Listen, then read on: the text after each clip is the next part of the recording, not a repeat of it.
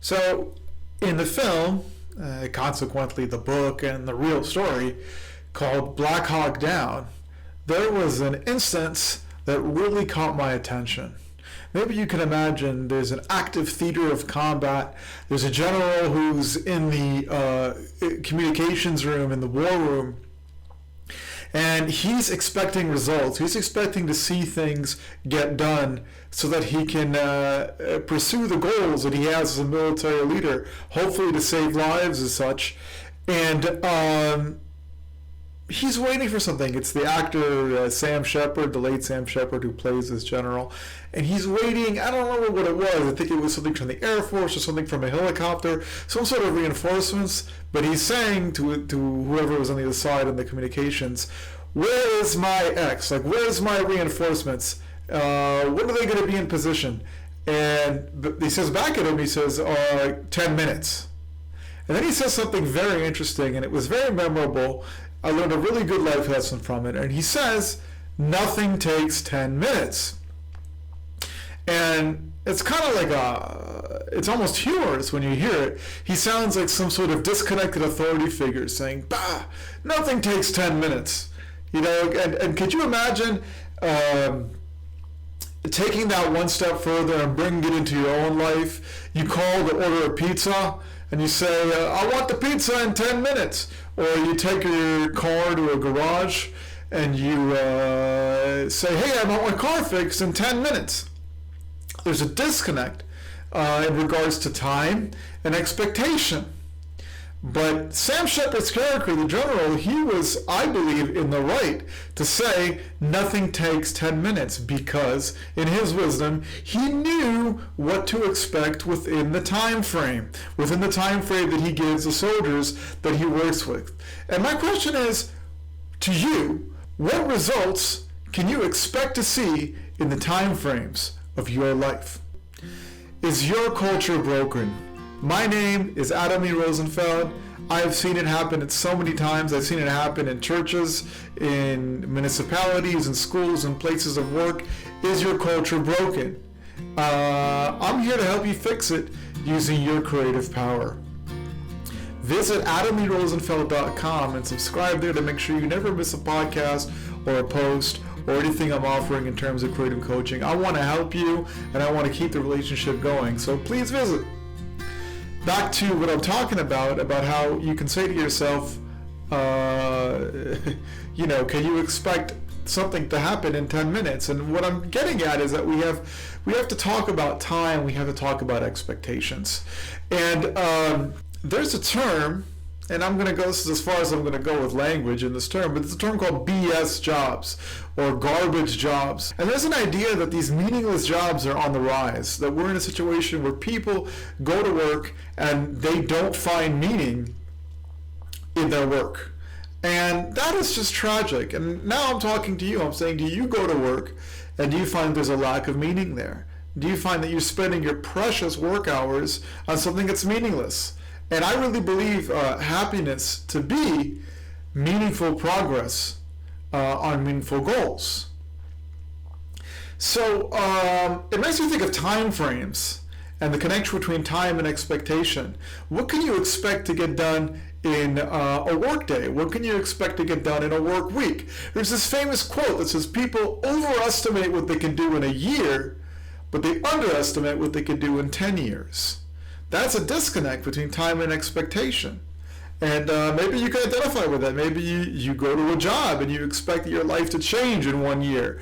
You expect to have more money. You expect to have more influence. You expect to have more free time. And you overestimated. You didn't see those results in 1 year. Then you look back 10 years in your life and you're like, wow, look at where I am now. And look at the great things that have happened for me now. That might be the case. It makes you think. I have a dear friend. He told me once that he worked for a corporation and he managed to go for 2 weeks without really getting any work done. And maybe you can identify with that. You know, maybe you can identify with having a work day and you're like, oh, I didn't get anything done today. And my friend was talking about 2 weeks, and honestly, I can identify with that. It can be hard in a corporate setting to get any work done. and then today's life with today's distractions. On the other hand, I remember a story from Hollywood producer Brian Grazer, where he started out, he got his foot into Hollywood through the mailroom in some studio, and he somehow got 8 hours of his work done within 1 hour. He got 8 hours of work done with 1 hour, and then he spent the rest of his day, he snuck into some producer's office who wasn't there and worked from his office on his own projects. And that's how we get the story of Brian Grazer, and who became a very big producer.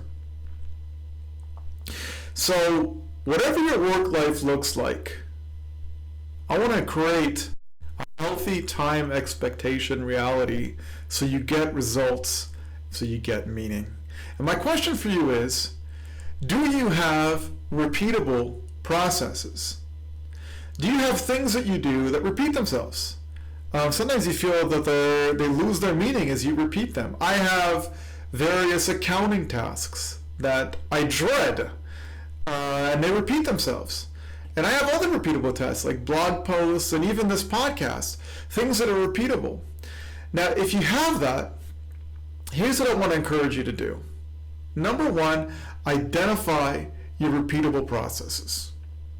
Number two, write them down in a checklist. And don't be afraid to get granular. Like just take those things that you do and you write them down. I write them down in Evernote. That's the app that I use, because honestly, it's like, to me, it's the quickest. I'm not looking for bells and whistles here.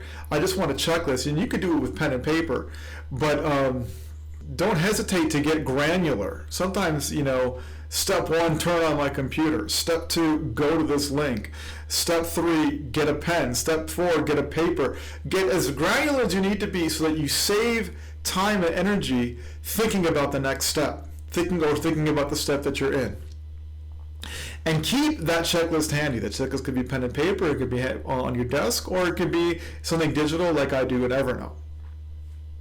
And then number 3, create an expectation to ship repeatable work faster so you can move on to other meaningful work. I hope that your repeatable work is meaningful.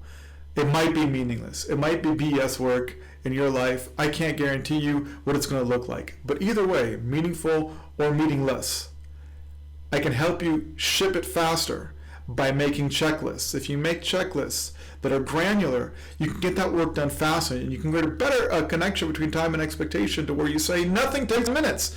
None of the steps here take 10 minutes. They're fast. And then you can move on to what I call growth work that I feel is meaningful. And you could be spending your time making meaningful progress on meaningful goals, achieving happiness.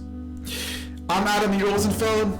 I provide creative coaching, and I want to help you fix your culture if your culture is broken by using your creative power. Feel free to visit adamerosenfeld.com and subscribe so you never miss a post or you never miss a podcast. Thanks for being with me today. Have a great day.